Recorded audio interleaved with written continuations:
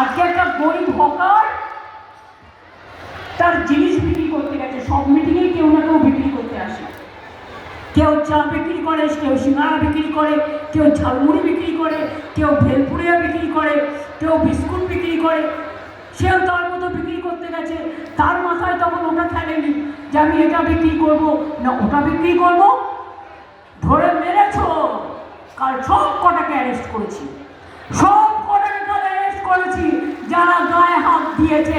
এটা বাংলা, এটা ইউপি নয়। এখানে তোমাদের গদ্দারি চলবে না, আর এখানে তোমাদের হুকুমও চলবে না, আর এখানে তোমাদের আদেশও চলবে না।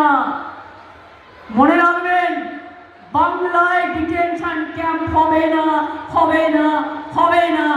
এতদিন যখন করিনি, যতদিন